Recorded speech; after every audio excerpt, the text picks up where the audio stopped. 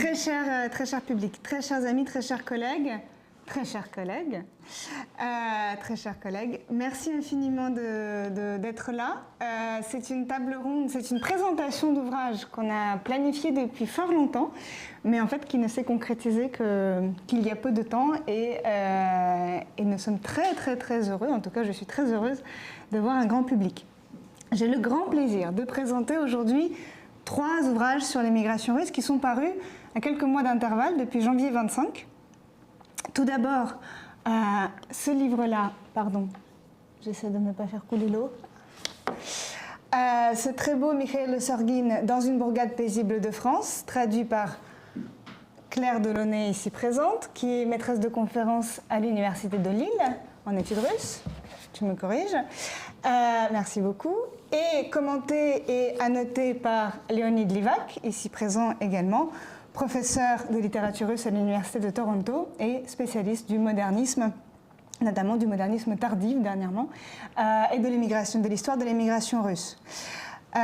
Ensuite, j'ai le portrait d'une traductrice, Ludmila Savitsky, à la lumière de l'archive, également ouvrage coécrit par Leonid Livak et Patrick Herson, dont Léonide nous parlera. Et enfin, un ouvrage en fait avec lequel tout a commencé, un magnifique recueil de poèmes, voilà, je montre aux Zoumian, qui s'appelle en français Un rôle à jouer, en russe Обреченный на роль любую, qui a été composé par Roma Liberov, traduit en français par Paul Lequen, ici présent avec nous depuis Arles en visio, et que nous remercions très chaleureusement, et édité par Paulina Demoni, également ici présente, éditrice et fondatrice des éditions Tourguenieff, éditions dans lesquelles Un rôle à jouer apparu donc très récemment. Alors, j'ai préparé 3 grandes questions, disons, voilà, qui ne sont pas très originales pour nos ouvrages, mais qui, je pense, disons, auront pour objectif de souligner leur spécificité. Alors, tout d'abord, 3 ouvrages sur l'émigration russe qui sont parus à quelques mois d'intervalle. C'est un sujet brûlant que l'émigration russe aujourd'hui en France. Dans le contexte actuel, très certainement, on pense bien sûr à la dernière vague de l'émigration russe, dans le contexte de la dernière guerre. Mais évidemment, ce rapprochement n'est pas la seule chose qui justifie ces publications. Alors, pourriez-vous nous dire un mot sur d'où est venue l'idée de ces ouvrages, comment est-ce qu'ils sont nés, et s'ils s'inscrivent dans un cadre spécifique, culturel ou scientifique, et enfin, comment ces livres, éventuellement, si c'est le cas, dialoguent avec le contexte actuel. Alors, je donnerai d'abord la parole à Léonide et Claire pour Mikhail Sorguin, puis je passerai la parole à Pauline pour finir sur l'ouvrage consacré à Ludmila Savitsky. Alors, voilà. Alors, l'idée de traduire, et surtout traduire dans une édition annotée et préfacée l'ouvrage de Sorguin, vient d'un projet plus grand sur lequel je travaille depuis plusieurs années. C'est l'écriture de l'histoire culturelle de la fin de l'émigration russe en France et en Europe plus généralement, c'est-à-dire l'émigration russe dans les années 40. Et quand je parle de l'émigration russe, je veux dire l'émigration d'après 17, ce qu'on appelle les Russies en exil, ou en anglais Russia Abroad, ou en russe Зарубежная Россия. Donc cette communauté culturelle née dans l'entre-deux-guerres, qui fleurit dans l'entre-deux-guerres et qui décompose très vite sous les effets néfastes de la Seconde Guerre mondiale et de l'immédiate après-guerre. Donc c'est ça le cadre de notre travail sur ce volume. L'impulsion pour cette traduction, tandis que l'intérêt de traduction du texte de Sorguin vient de sa nature et de la chronologie de sa création, puisque ce texte a été créé dans la deuxième moitié de l'année 40. C'est un témoignage de la débâcle française qui vient donné du point de vue d'un Russe, d'un émigré russe, qui en avait déjà vu d'autres débâcles, surtout le débâcle de la Russie impériale et ensuite de la Russie démocratique. Donc c'est un récit, un témoignage personnel de l'expérience d'abord l'exode de Paris, ensuite de la vie dans les zones dites libres, c'est-à-dire au sud de la ligne de démarcation, d'un intellectuel russe exilé déjà pour la 3e fois. Car il faut savoir qu'Ossorgin, auparavant, il avait été exilé de la Russie impériale pendant 10 ans qu'il avait passé à Rome. Ensuite, il avait été expulsé de Russie soviétique en 1922 avec le groupe d'intellectuels non conformistes. Et maintenant, il est exilé du Paris russe, au beau milieu de la France rurale, où il passe les 2 dernières années de sa vie en envoyant à New York, au journal new-yorkais Novaya Ruskaya Slovo, des correspondances dont se formera ce livre vers 1941. La chronologie de ce livre va de juin 40 et jusqu'au décembre 40, le mois de décembre. Merci beaucoup.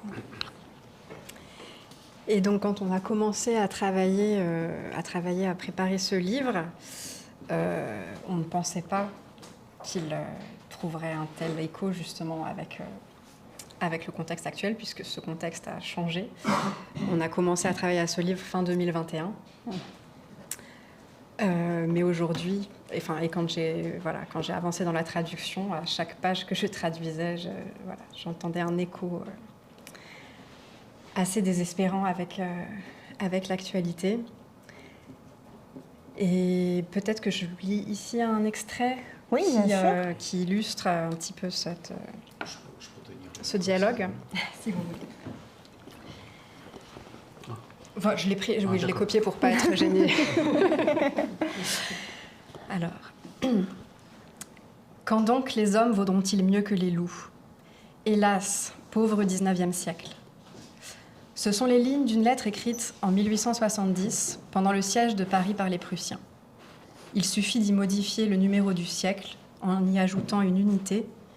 Le reste demeure inchangé pour aujourd'hui, comme peut-être pour le siècle prochain également. Dans la mairie de notre bourgade, on a découvert une armoire de livres oubliés que personne n'utilise, qui ne sont même pas répertoriés dans le catalogue écrit à l'usage des quelques rares lecteurs.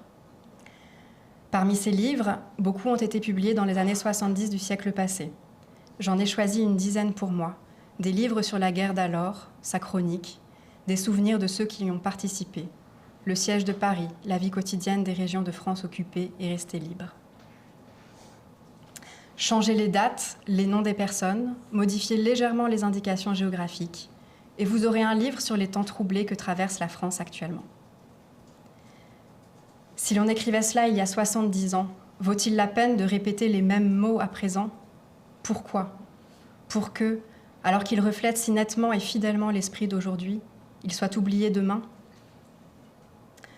Le visage bestial ne s'est pas humanisé, les hommes ne se sont pas métamorphosés.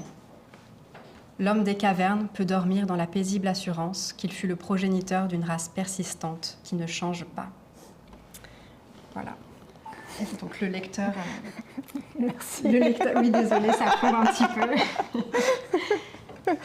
Derrière, il faut redémarrer. Ah, pardon, non, il ne faut pas redémarrer. Pardon.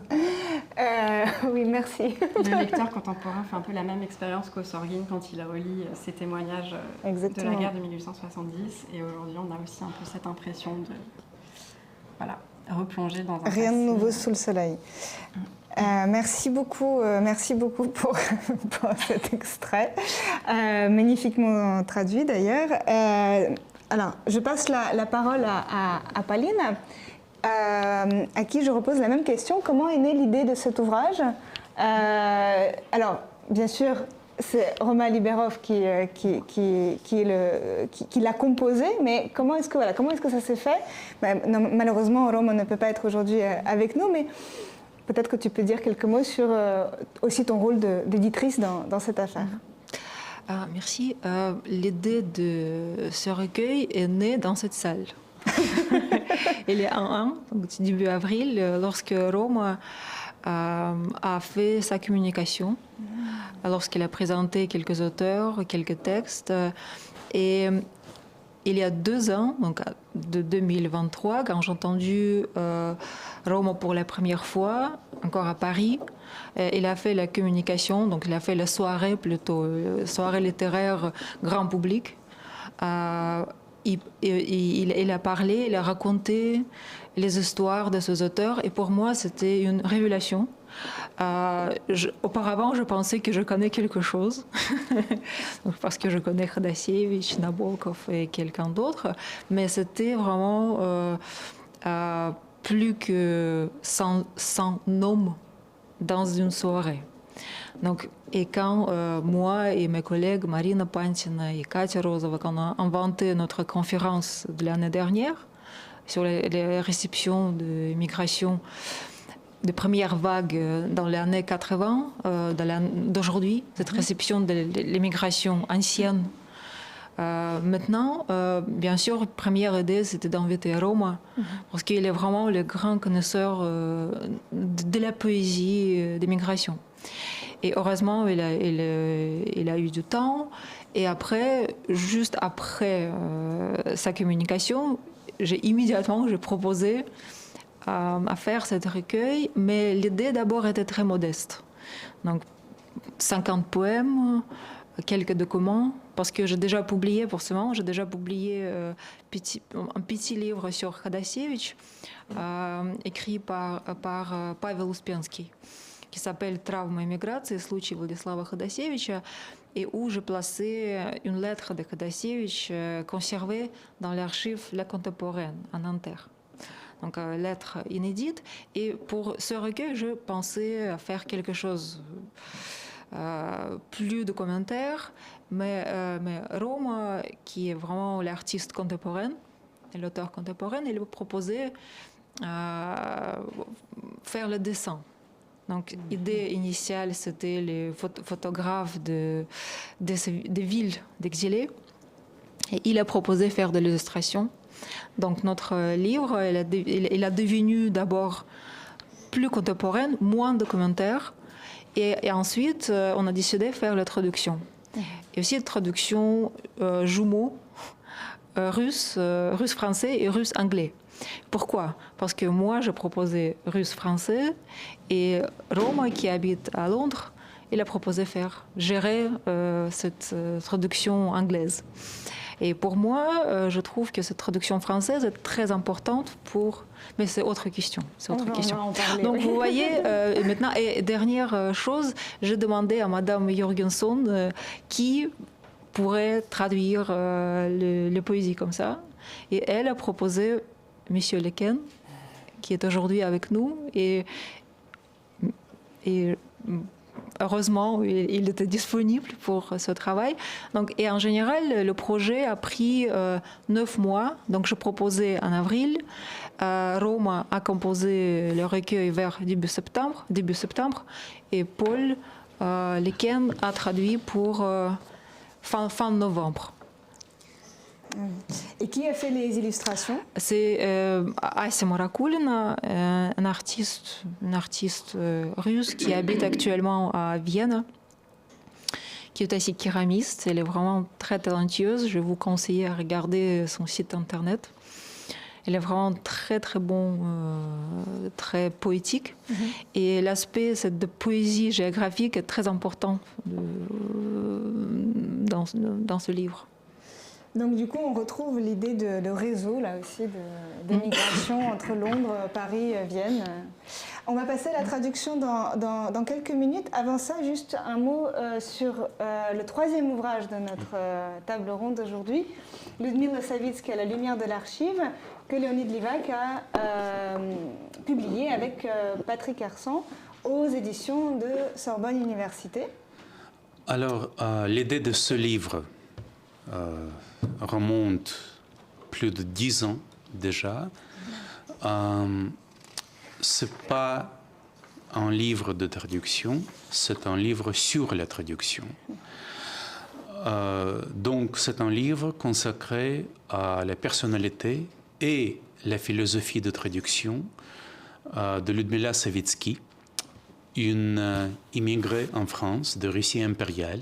Elle est venue en France en 1902, qui a vraiment transformé la pratique de l'art de traduction littéraire en France dans les années 20 et 30. C'est Ludmila Savitsky, par exemple, qui a introduit en France James Joyce.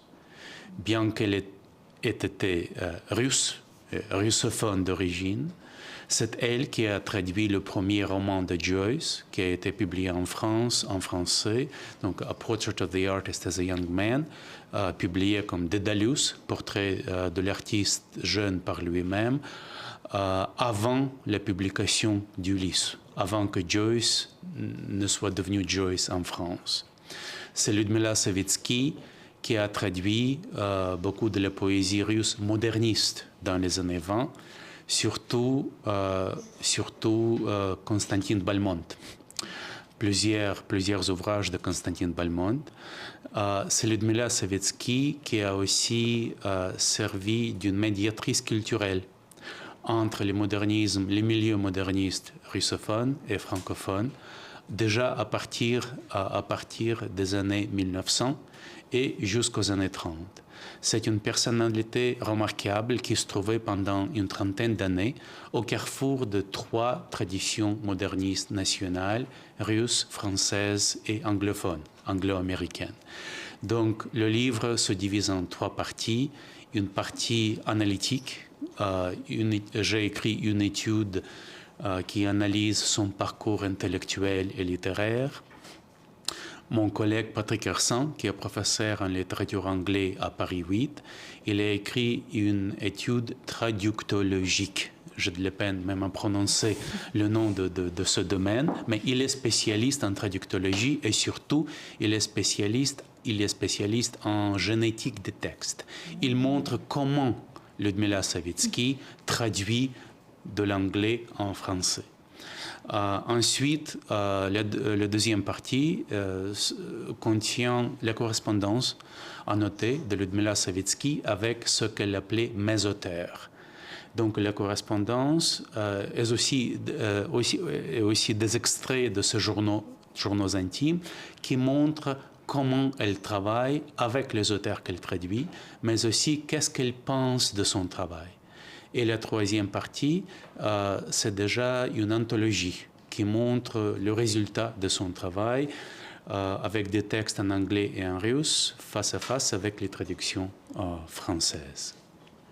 C'est absolument passionnant. Merci beaucoup, Léonide. Vous vouliez lire un extrait ? Si vous voulez, si maintenant. Je pense que donc, bien. j'ai choisi quelques extraits de ces réflexions sur la traduction. Puisque le livre est dédié à une traductrice, j'ai cru bon de vous montrer comment elle réfléchissait sur son propre travail de traductrice. Merci. Comme ça, je pense que ce sera tout à fait à propos que d'enchaîner avec la pratique de la traduction. Je commence par sa réflexion sur son statut d'une traductrice, d'une étrangère qui vit en France et traduit en français. Un statut assez paradoxal, en fait. Donc, quels accès d'angoisse j'ai dû traverser, me demandant si, malgré mes efforts, quelques contresens, quelques erreurs de compréhension n'allaient pas un jour me couvrir de honte. Ceux qui ont essayé de traduire honnêtement un livre, génial ou médiocre, sont seuls capables d'imaginer mes scrupules. Ah, la traduction. Vous me demandez mon avis? Durant que mijotait l'édition de Dédalus, donc c'est ça la traduction française de Joyce, j'ai traduit plusieurs ouvrages, du russe et de l'anglais. Je commence à les connaître, les joies de la traduction. On a sué sang et eau pour élargir l'horizon littéraire de la France, pour lui apporter la moelle et le souffle de notre pays. Les éditeurs vous répondent, citation, Cette moelle n'est pas assaisonnée au goût de nos lecteurs. Ce souffle dérange les coiffures de nos lectrices. Fin de citation. Si le livre paraît, malgré les éditeurs, les pions se précipitent sur leur petit Larousse pour voir si vraiment les mots qu'ils ne comprennent pas existent en français. Et si le petit Larousse ne contient pas ces mots, alors gare au traducteur, surtout si, comme moi, malgré l'éducation et la nationalité française, il conserve un nom étranger. Certains, sur la foi de mon nom, expliquent aujourd'hui la paresse de la critique à l'égard de Dédalus par la médiocrité de mon français. L'auteur, un étranger forcément, ignore si les critiques adressées au traducteur sont justifiées ou non. Cela le laisse indifférent. Mais le traducteur, qui a appris à aimer l'auteur pour lequel il vient de peiner, reçoit en pleine figure les absurdités dont on accable celui-ci. S'il n'a pas fait le sacrifice de son amour-propre, il l'a confondu avec l'amour-propre de l'auteur. Toute incompréhension, toute remarque stupide le blesse doublement. Cela vient d'un manuscrit non daté, je pense des années 30. Voici donc ce qu'elle écrit sur son travail proprement sur la traduction de Joyce. Alors. Traduire. Quel démon nous suggère la tentation de nous agripper aux ailes d'un esprit, de nous débattre comme Jacob dans une lutte désespérément inégale? Traduire. Ajuster un compas, marquer des points de repère là où l'inspiration paraît bondir sans mesure, retomber sans calcul. Mais dans un livre comme Dédalus, sous un semblant de nonchalance, il y a une intention mathématique. Traduire. Journées où l'on marche et parle et agit comme un automate parce qu'on porte en soi la pensée, les visions d'un autre. Les pas, les paroles, les actions ont l'air de trahison parce qu'ils ne procèdent pas directement de cette vision, de cette pensée. Impossible identification de l'auteur et du traducteur.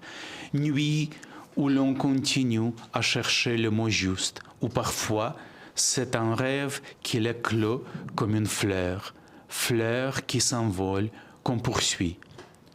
Cette remarque de Liszt qui vous hante, en matière de traduction, il y a des exactitudes qui équivalent à des infidélités.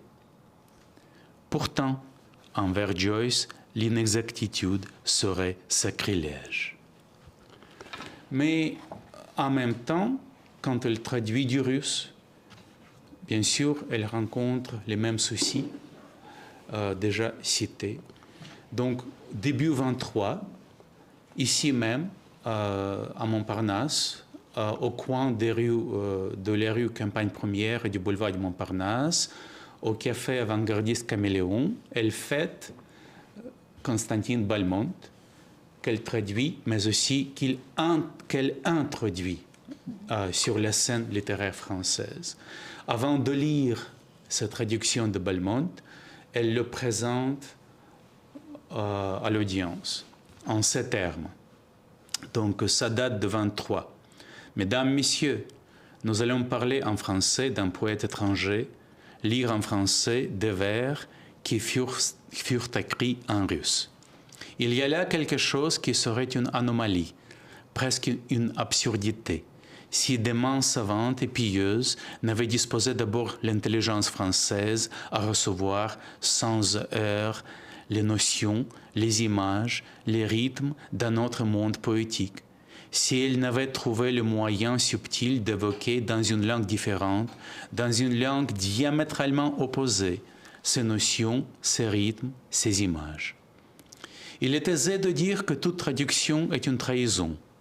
Sans l'audace de quelques traîtres d'élite, que serions-nous d'Homère, de Dante, de Shakespeare? Que serait l'univers de Racine ou Baudelaire? Loin d'être un art inférieur et douteux, la traduction est presque un sacerdoce. Elle exige toutes les vertus du sacerdoce, la vocation, l'abnégation, la divination, la connaissance de l'âme humaine dans ses rapports les plus secrets avec la vie universelle. Vous pourrez donc tout à l'heure écouter avec confiance les traductions qui vous seront lues. Ce ne sont pas de vulgaires pis-aller, ce sont des échos atténués mais fidèles de la voix de Balmont. Merci beaucoup Léonide, c'est magnifique et là pour le coup ça fait vraiment écho je trouve, je pense à ce qu'on vit comme traductrice, c'est génial, merci beaucoup, j'ai très envie de lire le reste. Je propose de passer la parole à un vrai traducteur en chair et en os, parmi nous notre troisième traducteur à cette table d'ailleurs. Mais ce qui a traduit les poèmes, et qui a traduit en particulier et précisément les poèmes russes de Un rôle à jouer. Paulina, est-ce que par hasard peut-être tu peux faire circuler, si ça ne t'embête pas, le livre pour que l'auditoire puisse le regarder? Paul, est-ce que tu te reconnais dans la définition de la traduction de Ludmila Savitsky? Est-ce que pour toi aussi la traduction est un sacerdoce?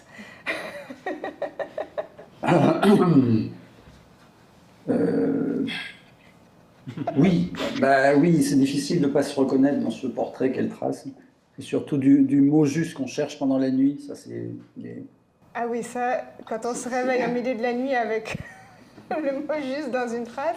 Comment tu t'y es pris, toi, pour traduire les poèmes? Est-ce que tu connaissais à l'avance les poètes en question Donc, Pauline a expliqué que c'était des poètes surtout peu connus pour la plupart d'entre eux. Donc, est-ce que toi, tu en connaissais quelques-uns? Est-ce que tu avais besoin d'aller chercher des informations sur eux pour traduire leurs textes? Comment tu t'y es pris? Alors, de tous ces poètes, à dire vrai, je n'en connaissais que 3. Un dont j'avais entendu parler, c'était David Knut, pour son activité de résistant, en fait. J'avais entendu parler aussi de Yuri Mandelstam, parce que je l'avais confondu un jour avec Assip. Voilà. Et puis j'avais rencontré Don Aminado dans les lettres de Shklovsky à Elsa Triolet. Génial. Que j'avais fait publier avec Valérie Posner l'an passé. Et donc j'étais content de le retrouver là. C'était amusant, c'était comme un personnage familier. Mais tu n'avais jamais traduit ses poèmes avant? Non, j'avais rien traduit de lui. Je le voyais juste comme c'était plutôt un rival de Victor Shklovsky en fait à Berlin. Et j'avais plus ce... Je le voyais plutôt comme un dandy, voilà, un peu importun. Et alors tous les autres? Et tous les autres, eh bien, tous les autres, j'ai dû me plonger dans leur vie. Donc j'ai regardé pour chacun qui ils étaient, chaque fois que je traduisais. Parce qu'ils sont très nombreux. Et le problème dans une anthologie de cette sorte, c'est de traduire tout de la même façon, en fait, de donner une seule voix à tout le monde. Donc j'ai essayé de me pencher sur qui était chacun, d'où il venait, souvent comment il était mort, et j'ai découvert en fait autant de destins extraordinaires.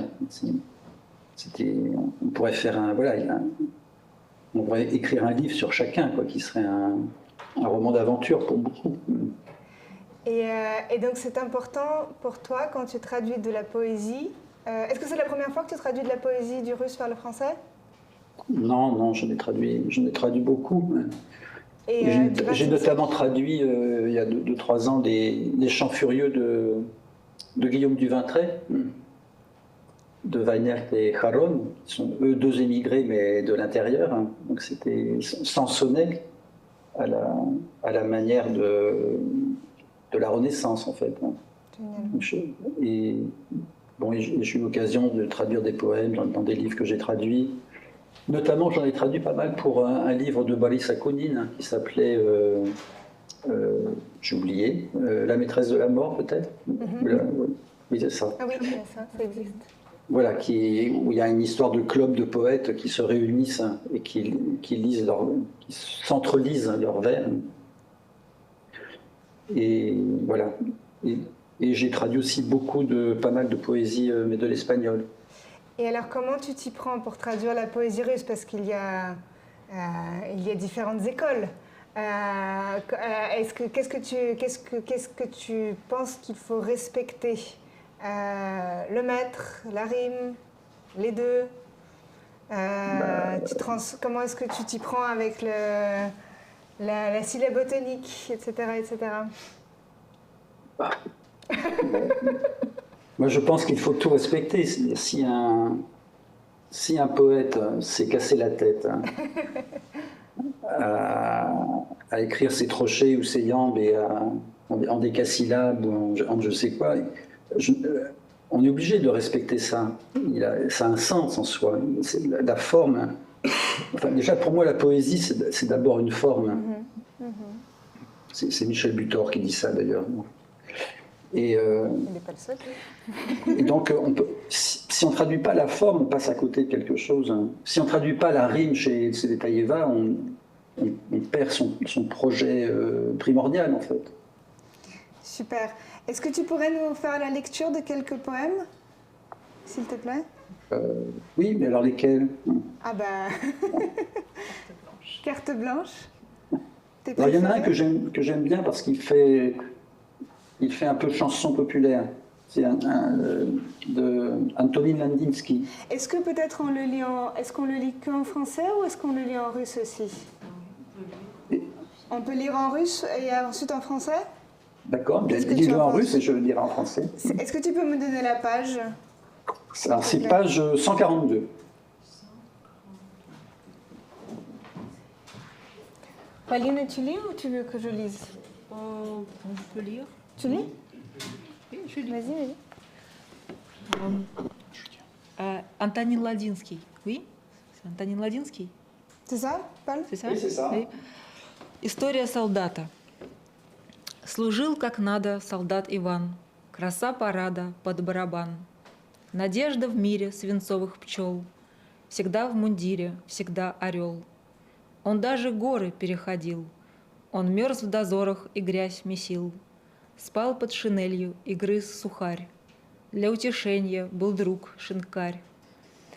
А в путь служивый клал свой мешок, иглу, огниво и табачок. Таскал, как сивка, пуды, пуды, ему нашивка за все труды. Что жизнь солдата? Пошлют в пикет. Или граната, и ваших нет. Лишь деревяшка да глаз в бельме. Медаль, бумажка, дано сие. Merci beaucoup. Merci, Lana. À toi, cher À moi, très bien. Antonin Ladinsky, Histoire d'un soldat. Le soldat Ivan avait grand bravoure, beau à la parade, au son du tambour. Espoir dans un monde d'abeilles de plomb, au chemin de ronde, l'œil sur l'horizon. Même traversait des monts, des alpages, même grelottait dans les marécages. Dormait sous la cape, mangeait du biscuit, et pour ses agapes, un tripot ami. Quand il se levait, glissait dans son sac, aiguille et briquet, et blague à tabac. Portait tel un bœuf son pesant bagage, un écusson neuf, voilà tous ses gages. La vie d'un soldat, tranchées et chemins, pète une grenade, il n'en reste rien. Œil enturbané et jambes de bois, médaille et papier, en vertu des lois. Merci beaucoup. Ouais, et bravo. Est-ce que tu en as un autre? On aimerait bien t'écouter plus. Oh, oui, j'en ai plein en fait, j'en ai un par page. Alors j'aime bien celui-là qui n'est pas rimé ni rythmé, de Alexandre Torintsev. Pauline le lit en russe d'abord peut-être? Oui, c'est page 88. 88.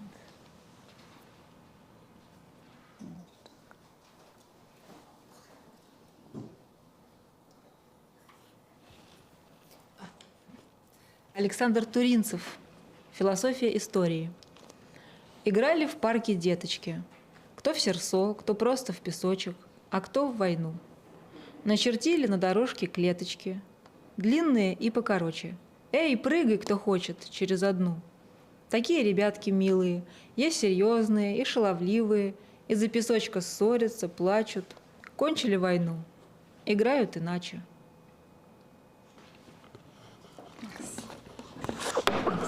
Alexandre Tourintsev, philosophie de l'histoire.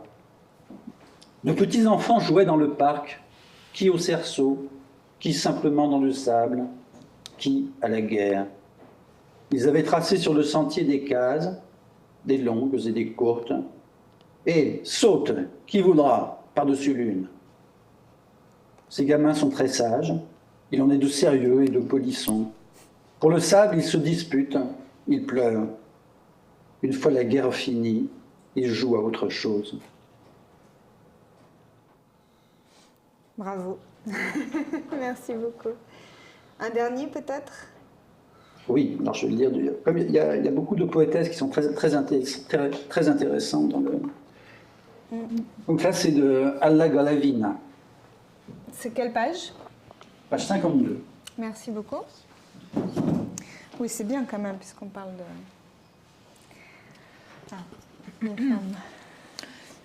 Алла Головина, Штейгер. В ярмарочном тире. Мне выстрела дозволено 4. И я, смеясь и в торжество не веря, прицеливаюсь в ярмарочном тире в какого-то невиданного зверя. В толпе лучи на лицах незнакомых и на деревьях золотые метки. Не все ли равно, что ныне будет промах? Свинцовый шарик задевает ветки.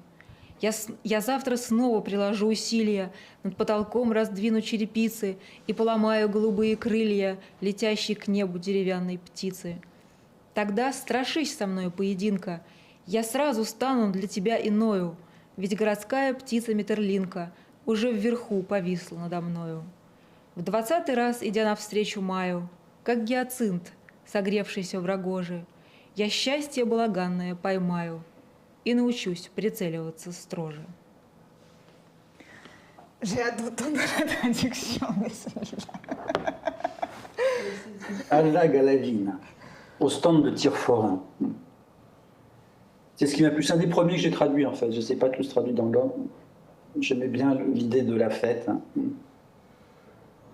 Ce sont 4 coups de feu qui me sont permis. Et moi, riant et sans trop croire à la victoire, au stand de tir-forain, j'épaule mon fusil et vise un animal au profil illusoire. Les rayons du soleil posent des marques d'or sur les arbres, sur les visages du dimanche. Est-il bien grave que ce jour me porte tort, que la balle de plomb n'effleure que les branches? Demain, j'appliquerai à nouveau mes efforts. En haut, dans le grenier, j'écarterai les tuiles, et d'un oiseau de bois prenant là son essor, je briserai d'un coup l'aile bleue immobile. Alors, crains de te battre en duel avec moi. D'un coup, je deviendrai pour toi une étrangère. L'oiseau de Metterlink, habillé en bourgeois, au-dessus de mon front, vole dans la lumière.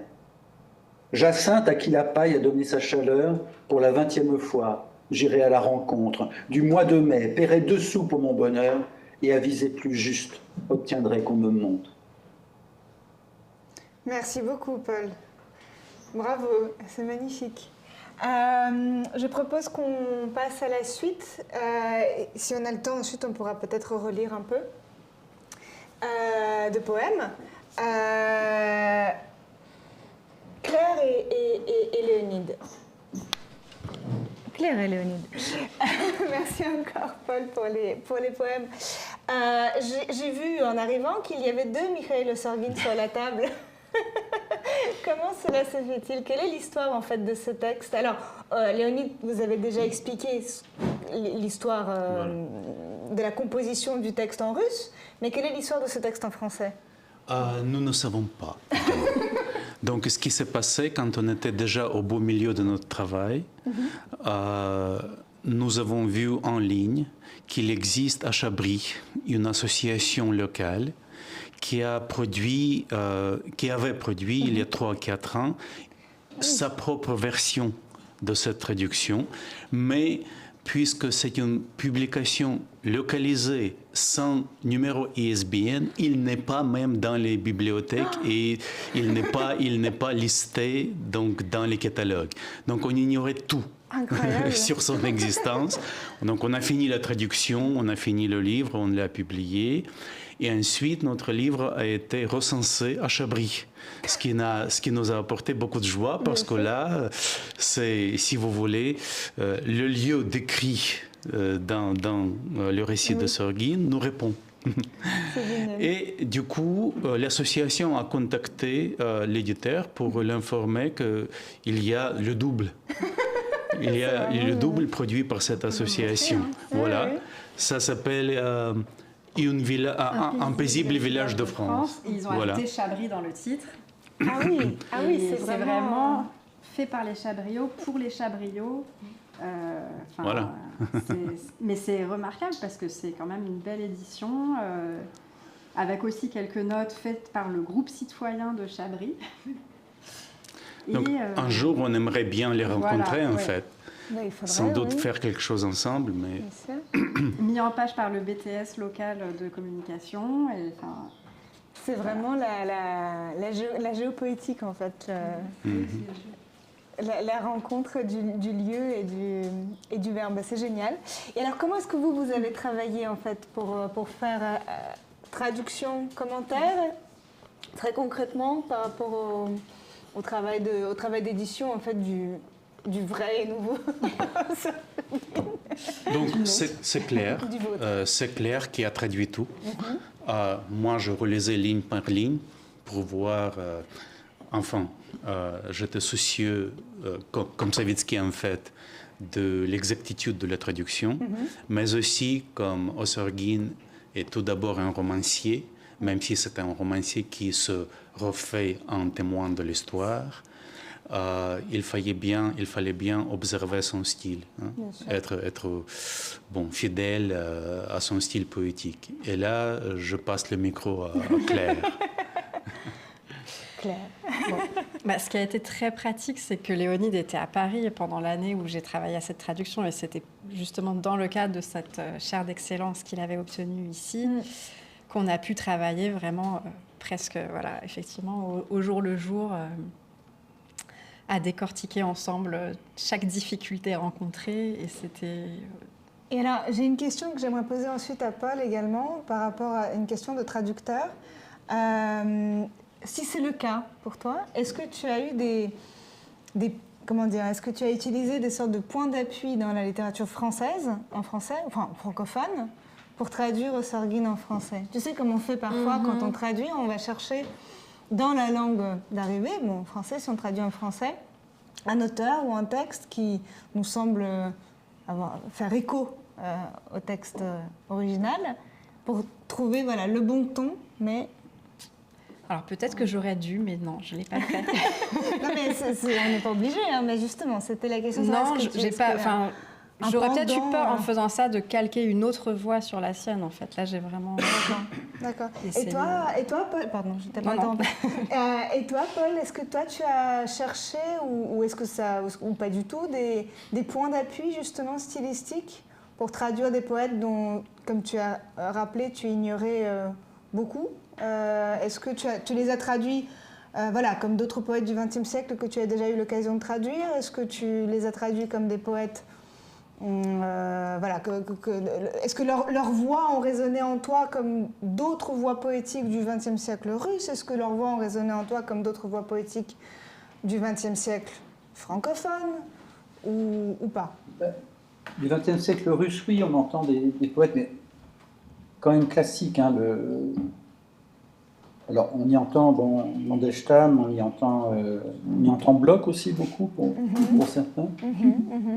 On n'y entend pas du tout Mayakovsky, par exemple, sauf qui est mentionné néanmoins par un des poètes. Comment s'appelle-t-il Nesmelov, Arseny Nesmelov, qui bizarrement cite Mayakovsky alors qu'il est l'un des poètes les plus... c'est le poète fascisant du groupe, quand même. C'est le mauvais garçon. Mais donc c'est assez étonnant. Donc c'est quand même une poésie très classique dans la forme. bon, parfois espiègle, là, comme dans cette sorte de chanson là, que j'ai lue. Oui. Il y a la poésie de Adarchenko aussi est amusante, très singulière. C'est une poésie du quotidien.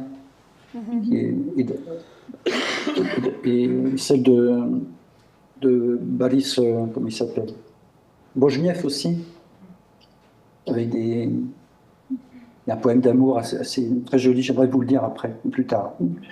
Mais ce que j'entends quand je traduis, moi, c'est les poètes français qui m'ont fait, c'est-à-dire c'est Rimbaud, Apollinaire, Sandrard beaucoup pour le XXe siècle. Hein. Et c'est d'eux dont je me sers quand je traduis. Ben, c'était ça ma question. Merci pour cette belle réponse. Est-ce que tu veux nous lire le poème d'amour, s'il te plaît? Très volontiers. Attends, on laisse d'abord peut-être Pauline lire en russe pour qu'on entende la version bilingue ou pas du tout? Tu veux pas? Non? Juste la version française? Moi, j'aime bien avoir les deux. Il est assez torride, hein? Il est torride? Ah, moi, je peux lire, ça me dérange pas. Beaucoup Bojnev, c'est la découverte pour moi. D'accord, alors vas-y. C'est mon préféré dans ce recueil. C'est page 106 en russe et page 107 en français. 106.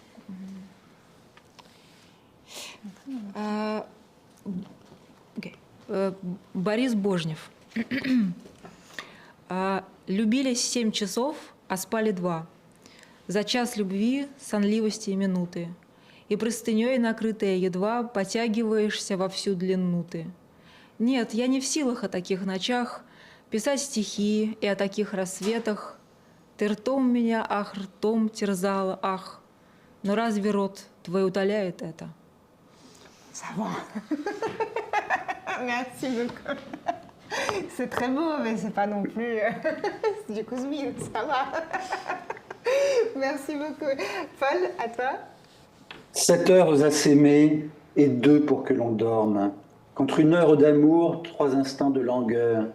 Et tandis que le drap peine à couvrir tes formes, te voilà t'étirant de toute ta longueur. Non, je suis impuissant à continuer d'écrire sur de pareils matins, sur de pareilles nuits.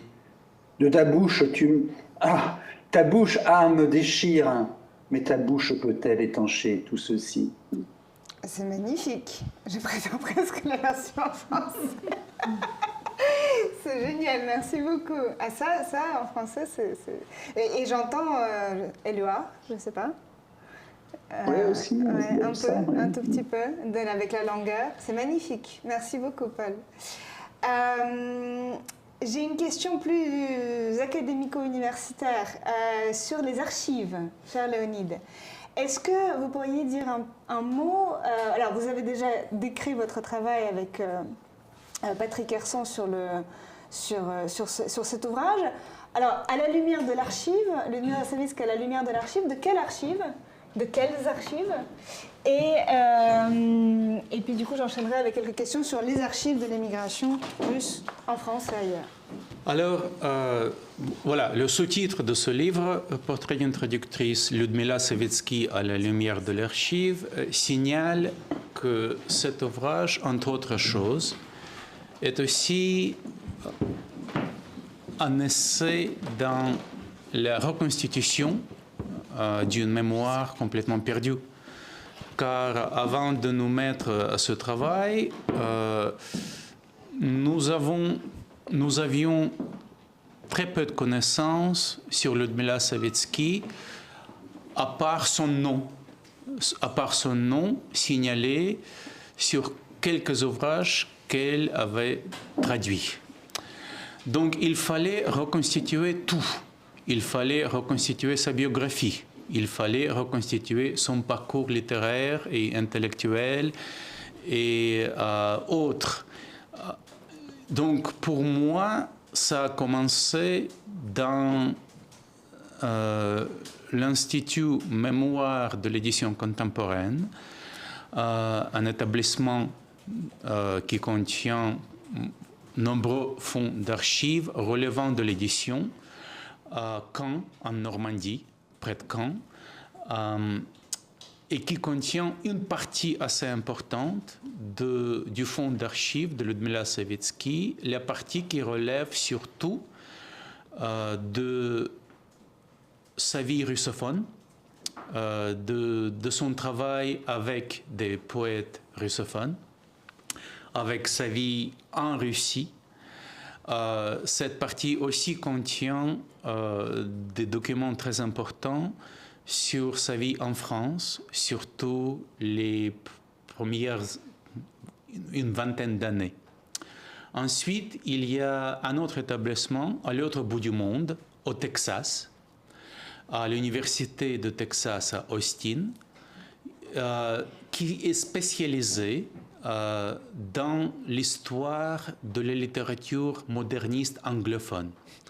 Et c'est là, dans la bibliothèque de l'Université de Texas, que nous avons trouvé la partie anglophone de l'archive de Ludmila Savitsky, surtout tout ce qui relève de son travail avec les poètes et les écrivains modernistes anglo-américains, y compris James Joyce. Ensuite, la troisième archive, le troisième fonds d'archives très important, où il nous a fallu travailler, est privé. Il n'a pas été déposé dans un établissement quelconque. Il se trouve entre les mains des héritiers de Ludmila Savitsky, ses arrière-petites-filles, il y en a 3 en France, qui ont conservé, heureusement pour nous autres les chercheurs, qui ont conservé la maison familiale, la maison de campagne, entre Orléans et Blois, dans une bourgade de Litiou, donc au cœur de France rurale, et qui contient le reste de l'archive, y compris non seulement les journaux intimes, la correspondance familiale, donc assez close, et qui n'a pas été déposée soit au Texas, soit en Normandie, mais aussi la bibliothèque de Ludmila Savitsky avec les inscriptions. Et c'est très, très précieux. Les inscriptions des auteurs qu'elle avait traduits, ou bien les inscriptions des auteurs avec qu'elle fréquentait, ce qui permet de reconstituer son réseau artistique, son réseau social. Et c'est sa fréquentation. Donc les trois éléments nous ont permis plus ou moins de reconstituer sa vie et son œuvre. Et ensuite, il fallait trouver des pièces un peu partout dans le monde. Il y a par exemple ces lettres au poète Valéry Brioussov qui sont conservées à Moscou. Ça, c'était plus facile parce que j'ai des contacts avec des collègues qui m'ont procuré ces lettres. Il y avait d'autres lettres à sa correspondance avec Ezra Pound, donc le moderniste américain, qui a été conservé à l'Université de New York à Buffalo. Ça aussi, c'était plus facile, donc j'ai contacté des collègues là. Donc voilà, il y a 3 grandes archives, et puis un peu partout dans le monde, il y a d'autres choses. Donc c'était une aventure d'une dizaine d'années. Une aventure dans le sens propre du mot, parce qu'on voyageait beaucoup pour atteindre tous ces endroits assez éloignés. Pour ne vous dire qu'une chose, l'IMEC, l'Institut Mémoire d'édition contemporaine, est un lieu très, très isolé. C'est un couvent.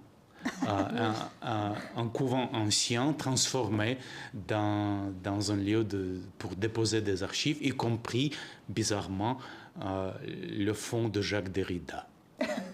Voilà. Qui doit se sentir très bien dans un couvent. C'est bon, merci. En fait, je vais reposer une question à Léonide et puis à Pauline, peut-être.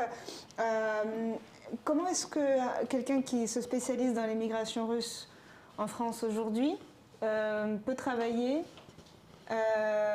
sachant que les archives russes sont inaccessibles, à part celles qui sont numérisées, mais peut-être qu'on s'en fiche puisque c'est l'émigration russe en France dont il est question, ou ailleurs d'ailleurs dans le monde. Voilà, comment est-ce que comment est-ce que le travail sur l'émigration russe aussi a peut-être changé ou pas? Est-ce qu'il a été impacté par le fait que les archives russes soient fermées actuellement, si on n'a pas de contact surtout, qui puissent nous procurer des documents? Voilà, une question plus universitaire. Je n'ai pas beaucoup de choses à dire, mais par exemple, parce que j'ai juste commencé mes recherches sur l'immigration russe en France. Excuse-moi, attends, toi tu travailles sur le 19e siècle? Normalement, oui. Mais pour l'instant, oui, j'ai déjà commencé mes recherches sur l'immigration russe en tant que l'histoire de la bibliothèque Turgenev. Voilà. C'est une bibliothèque immigrée. Et j'ai commandé avant la guerre, et la grande partie des archives de la bibliothèque sont actuellement à Garf, Государственный архив Российской Федерации, à Moscou. Donc les archives de la bibliothèque Turgenev? Oui. Et j'ai commandé... Sont à Moscou? Oui. Et j'ai commandé pendant 2 ans, pas au pas, tous les archives de la bibliothèque Turgenev qui étaient conservées à Garf. Donc c'est les cartes de lecteurs, plus que 800 cartes de lecteurs. Et aussi les dessins d'enfants. C'est très intéressant et beaucoup de pages de gazettes, de journaux français avec des mentions de la bibliothèque. Et comment ça se fait que les archives de la bibliothèque Turgenev à Paris se soient retrouvées là-bas? Oui, c'était par les nazis, puis par les soviétiques, et ensuite ils sont finalement trouvent sa place à Moscou et dans l'autre archive de l'État soviétique, et aussi maintenant c'est Garf. Donc j'ai commandé pendant 2 ans, j'ai trouvé une chercheuse à Moscou qui travaille à Garf, donc j'ai commandé, et quelque chose j'ai commandé directement à Garf, donc c'était le scanner d'archives qui était, donc c'est le qualité professionnel. Donc ça prend du temps, mais pour l'instant c'est terminé pour la bibliothèque Turgenev. D'accord, merci beaucoup.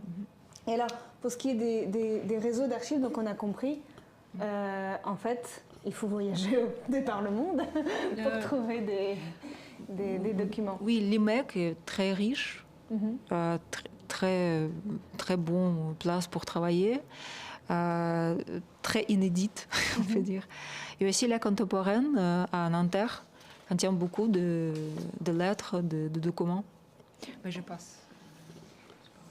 Alors, la clôture des archives dans la Fédération de Russie n'a pas vraiment affecté d'une manière significative le travail de ceux qui se vouent à l'histoire culturelle, sociale, littéraire de l'immigration russe, pour la raison évidente que la plus grande majorité des archives, des fonds d'archives, se trouvent à l'extérieur de la Russie, sauf les archives spoliées par les nazis qui sont ensuite passés en Russie. Mais vraiment, c'est une partie assez peu importante. Alors, la plus grande majorité des grandes collections sur l'immigration russe, et pas seulement l'immigration russe après 17, mais aussi d'avant 17 et après la Seconde Guerre mondiale, se trouvent aux États-Unis, pour des raisons géopolitiques d'après la Seconde Guerre mondiale, où la France, vraiment, le gouvernement français, l'État français ne se souciait pas du tout de la préservation de l'héritage culturel de l'immigration russe. Et donc, tout ce qui pouvait partir était parti pour les États-Unis et pour la Grande-Bretagne. Donc, dans les universités comme Stanford University, Columbia University, Yale, Amherst College, etc., il y a une douzaine d'universités aux États-Unis où l'on trouve tout ce qu'il faut au niveau archival pour faire des recherches. Ensuite, en Grande-Bretagne, il y a 3 centres très importants d'archives aussi. Il y a University of Leeds, où il y a le centre russe, avec par exemple la grande archive d'Ivan Bounin, et j'en passe, il y a d'autres. Il y a Oxford, où il y a des fonds très importants sur l'immigration russe, de toutes époques, pas seulement de l'entre-deux-guerres. Et il y a aussi une archive immense et non pas encore répertoriée de Milgunov, l'historien émigré à la London School of Economics. Il y a 300 cartons pas répertoriés. J'étais à Londres il y a 2 jours et j'étais au point de pleurer parce que je pouvais aller là, mais on ne pouvait pas m'aider parce qu'on aurait dû commencer par le carton numéro 1 et je n'avais pas le temps de parcourir les 300 cartons non répertoriés. Je ne sais pas ce qu'il y a là-dedans, mais en fait, il y a des dizaines et des dizaines de thèses et de livres à la London School of Economics. Mais c'est génial parce que Oui. il y a encore plein de choses à faire. Bien sûr, C'est génial. bien sûr. Et bien sûr, il y a l'Institut d'études slaves. Il y a l'Institut d'études slaves, il y a la contemporaine. Donc, par exemple, les annotations pour notre traduction de Sorgin proviennent principalement de la contemporaine. D'accord. Parce que le fond au Sorgin est là. Et ce n'est pas le seul fonds qui est très intéressant. Dans le passé, j'ai vraiment profité des fonds petits, par exemple. Le fonds Eugène et Sophia Petit, à la contemporaine, est très riche, surtout en ce qui concerne l'histoire de l'immigration russe en France dans les premiers 10 années après l'immigration de 17. Etc., etc., etc. Et bien sûr, beaucoup de choses en France se trouvent entre les mains privées. Et de temps en temps, on les voit faire surface à l'hôtel Drouot, ailleurs, donc ça circule. Il y a pas mal de choses en France qui sont toujours, qui font partie du fonds des collectionneurs plutôt que du fonds public accessible aux chercheurs. Merci beaucoup. Et puis bien sûr, le programme Numérislave a mis en ligne et continue de mettre en ligne grâce à Sylvie Archambault ici présente et à Nathalie Leroux-Boulet, et j'ai l'honneur de copiloter ce projet désormais, les archives de l'Institut d'études slaves dans lesquelles il y a des fonds également consacrés aux écrivains de l'émigration russe, comme le fonds Remizov par exemple. Voilà. Alors, je propose de clore ici mon temps de parole, et de donner la parole à la salle si vous avez des questions ou des remarques ici. Et puis, bien sûr, sur Zoom, n'hésitez pas. Nous avons encore 30 bonnes minutes. Laetitia. J'avais juste une question sur la traduction. La traductrice et ses éditeurs. Je voulais savoir comment, dans l'entre-deux-guerres, les éditeurs se sont répartis les traductions du russe en français. Alors Gallimard a joué un rôle important. Est-ce qu'il y avait par exemple des relations entre votre traductrice et Boris de Schlözer? Est-ce que c'était la guerre entre eux? Voilà, comment ça se passait en fait? Qui présentait quel texte à quel éditeur? Voilà. Et par rapport aux grands noms qu'on a, Gallimard, Grasset, de Noël, comment ça se passait? Bon, non, il n'y avait pas de guerre, pour la simple raison que dans l'entre-deux-guerres, le traducteur ou la traductrice est aussi un agent littéraire. C'est à l'initiative de Lyudmila Savitsky qu'un éditeur s'intéresse à Joyce ou à Balmont. Ce n'est pas Joyce ou Balmont qui propose à l'éditeur de faire traduire leurs écrits. Donc, si une Savitsky ou un Schlözer propose quelque chose à l'éditeur, ça veut dire déjà qu'il y a une entente entre le traducteur ou la traductrice et l'auteur. Ce qui est difficile à l'époque, c'est pour l'auteur de trouver un traducteur qui soit intéressé. Ça, c'est le plus difficile. Ensuite, la seconde étape, c'est de trouver un éditeur qui s'intéresse non seulement à la publication d'un ouvrage traduit, ce qui est déjà risqué, mais un ouvrage traduit d'un auteur plus ou moins inconnu. C'est ça le risque que prend toujours Savitsky. Elle traduit des inconnus. Elle traduit des gens qui ne sont pas encore, qui ne font pas, si vous voulez, qui ne font pas partie de la vie littéraire. Elle a même un terme, elle le lance, elle dit. Je ne le traduis, quand elle parle de Belmonte, elle dit je ne le traduis pas seulement, je le lance. Donc c'est une agente littéraire. Voilà. J'avais une question pour Madame Delaunay sur le texte de Sorgin. On remarque qu'il y a pas mal de mots français, notamment je pense à tout l'épisode sur la viticulture, les vendanges, où il met le mot français que vous avez signalé du coup avec l'italique et l'astérisque. Et je me demandais si vous aviez eu accès aux publications originales dans la revue états-unienne de ce texte, et s'il y avait, est-ce que ces mots étaient traduits à destination des lecteurs russophones? Est-ce que l'auteur et l'éditeur considéraient qu'avec le contexte on comprenait? Comment les mots français ils fonctionnent dans le texte russe chez Sorgin? Alors, j'ai un doute sur l'année de l'édition que vous m'aviez envoyée pour me référer, mais c'est pas l'édition dans la presse américaine. C'est une édition russe récente des années 2000, oui, je ne sais plus exactement. Oui. Voilà, celle sur laquelle je me suis basée. Et là, il y a des notes de bas de page qui traduisent les termes français, oui. Mais pas dans l'édition originale. L'édition originale n'offre pas de notes de bas de page, tout simplement parce que, merci, les Russes qui lisent en 1946, quand ça sort en forme de livre, ils n'ont pas besoin d'une traduction. Tout comme les Russes à New York qui lisent en 40-41, quand c'est publié en série, il n'y a pas de traduction là non plus.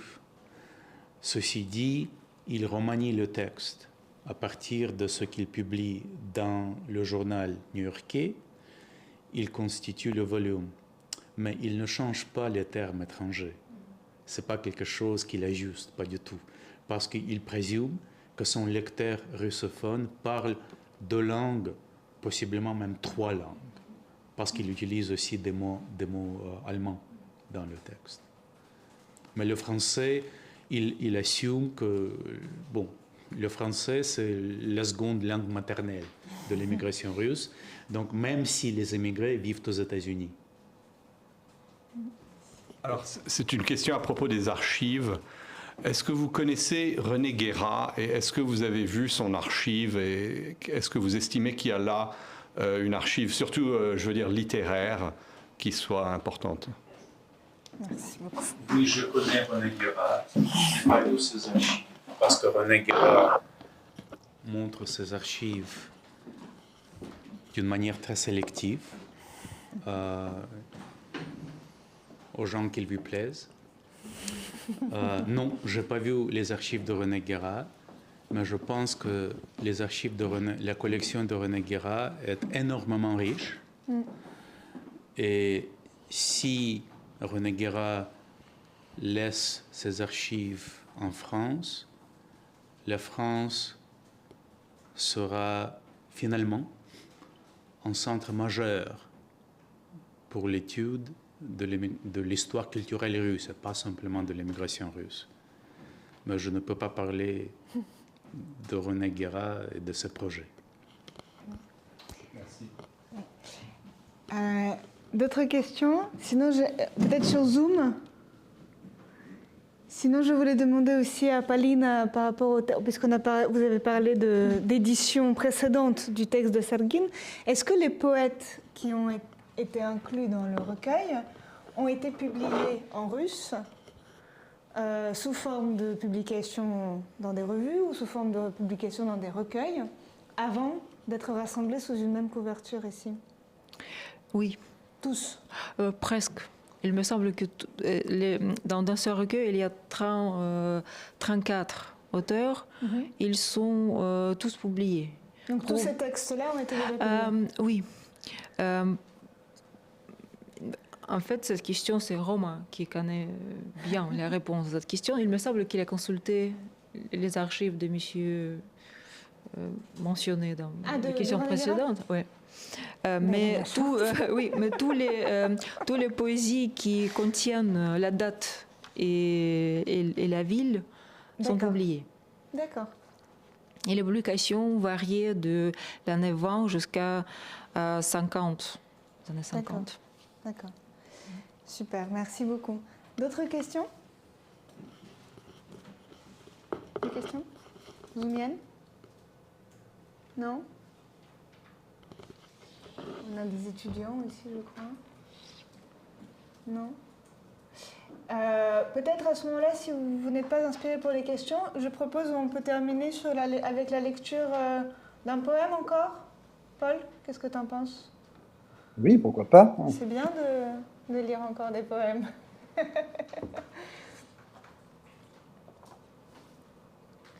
Alors, qu'est-ce qui vous ferait plaisir? Eh bien, c'est à toi de nous le dire. On peut refaire la version bilingue, si tu veux bien. On peut en lire deux. Je vais en lire deux, donc de deux poétesses. Magnifique. L'une que j'aime beaucoup, qui s'appelle Raissa Bloch. Ah bah, magnifique, très bien. Très Ce bien. sont vraiment des poèmes sur l'immigration, sur le sentiment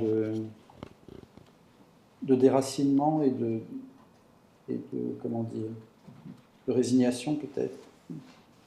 Donc, Raissa Bloch, c'est un poème qui date de mars 1932, écrit à Berlin.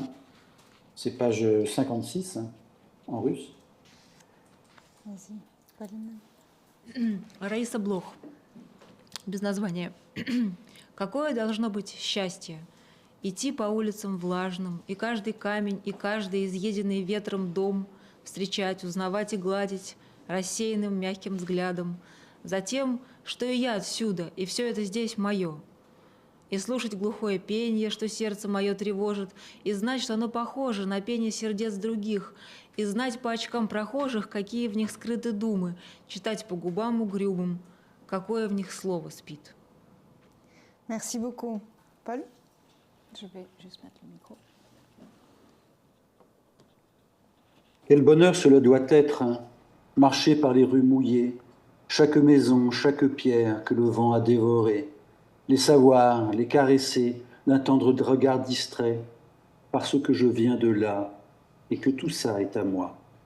Entendre le chant troublant qui fait palpiter mon cœur et savoir qu'il est semblant au refrain des autres cœurs, deviner à leurs lunettes les pensées que me dérobent les passants et sur leurs lèvres lire les mots qui y dorment. Merci beaucoup.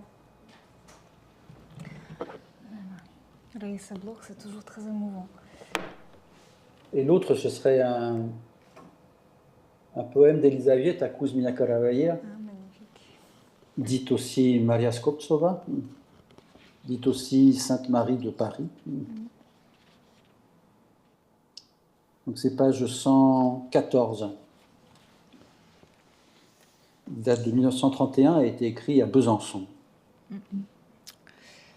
Елизавета Кузьмина-Караваева, мать Мария. Устало дышит паровоз. Под крышей белый пар клубится, и в легкий утренний мороз торопятся людские лица. От города, где тихо спят соборы, площади и люди, где темный каменный наряд веками был, веками будет, где зелена струя реки, где все в зеленоватом свете, где забрались на чердаки моей России милые дети. Опять я отрываюсь вдаль, опять душа моя нищает, и только одного мне жаль, что сердце мира не вмещает. Merci beaucoup. Le souffle là de la locomotive lâche une vapeur blanche sous le toit. Et au matin que le givre ravive, d'humains visages s'assemblent aux voix. De la ville où paisiblement sommeillent les églises, les places et les gens, dont de pierres grises depuis des siècles pour les siècles est fait le vêtement, où vert est le courant de la rivière, où tout de lumière verte est baigné, où les enfants de ma Russie si chère sont allés se nicher dans les greniers. À nouveau je me détache et m'en vais. Mon âme à nouveau se fait vagabonde, et n'est qu'une chose dont j'ai regret, que mon cœur ne puisse enclore le monde. Bravo, merci beaucoup Paul. Je pense qu'on peut applaudir. Une magnifique traduction, très claire également, évidemment. Merci beaucoup, beaucoup. Si vous n'avez pas d'autres questions, eh bien, je propose de clore la séance. Merci beaucoup pour votre présence. Achetez, lisez, diffusez. Si vous me permettez, est-ce que je pourrais faire un commentaire? Faites un commentaire, évidemment. Maximilien Loeb, professeur contractuel à l'Université d'Aix-Marseille.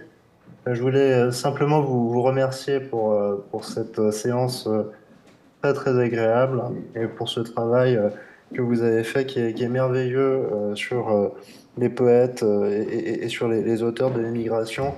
Je tiens à dire qu'on a traduit en master Osorguin, que c'est pas une mince affaire et donc voilà, je sais que vous êtes des professionnels, mais nous, on s'en occupe aussi à notre petit niveau et c'est vraiment merveilleux d'avoir à nouveau accès à ces auteurs qui sont un petit peu oubliés effectivement et Darchenko.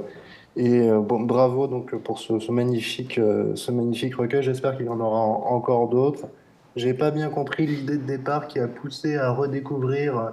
J'aurais bien aimé avoir peut-être encore une fois l'explication de l'idée de départ de Romain Liberov et de la séance qui a déclenché tout ça. En tout cas, on est très heureux que ce soit arrivé. Merci. Merci beaucoup, Maximilien. Je propose peut-être, soit tu veux répondre, ou sinon on renvoie Maximilien à un prochain événement que nous allons faire, où nous allons réinviter Romain Liberov. Pour le deuxième volume.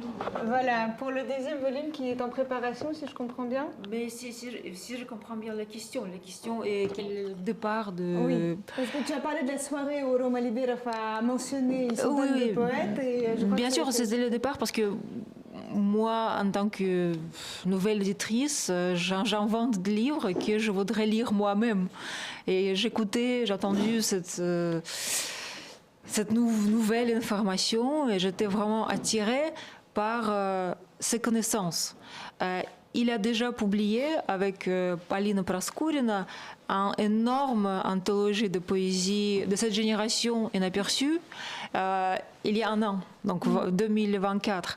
Mais notre anthologie, c'est l'anthologie traduite, c'est l'anthologie bilingue. C'est autre type d'introduction, parce que l'introduction de Praskurina, c'est l'introduction pour le public russe, tout simplement. Ça, c'est pour le public français, parce que ces poésies appartiennent dans certains sens, dans le sens géopolitique, géographique, au champ culturel français. Donc, dans certains sens, c'est le retour. C'est le retour de poésie française, mais russophone. C'est un peu bizarre. J'aime bien ça. Mais et aussi, Romain Liberov, actuellement, il prépare... il est vraiment le connaisseur de poésie contemporaine aussi. Donc, et nous préparons un deuxième volume de cette poésie, des générations inaperçues, mais aussi des auteurs contemporains qui sont exilés. Donc, c'est l'auteur. Voilà, la boucle est bouclée. Aussi, et ça sera toujours de traduction. Ma traduction en français et aussi en anglais. Génial. J'espère que j'ai répondu à votre question. Merci pour cette réponse enthousiasmante. J'ai compris qu'il y aura encore 2 livres à acheter, puisque j'ai oublié de mentionner que j'ai обречен на роль любую, et que voilà, c'est un plaisir de le lire. Et maintenant, je me fais une joie de découvrir l'ouvrage de 2024 et le prochain à paraître, si j'ai bien compris, dans un an, peut-être un peu plus longtemps. Oui, printemps 26. Parce que ça prend 9 mois pour préparer. Et est-ce qu'on pourrait revoir les livres, parce que sur Zoom, on n'a pas vu les couvertures. Oui, c'est un rôle à jouer en français. Est-ce qu'on voit Monsieur Lequem en gros plan? Voilà, ça c'est Обреченный на роль любую. Ça c'est le très beau Osorguin qui est en miroir, donc voilà. Et puis le magnifique Ludmila Savitsky, que moi je vais aller m'empresser de lire. Merci beaucoup. Voilà, merci à vous, merci à toutes et tous. Et voilà, merci beaucoup. Merci à vous tous. Félicitons-nous, je propose.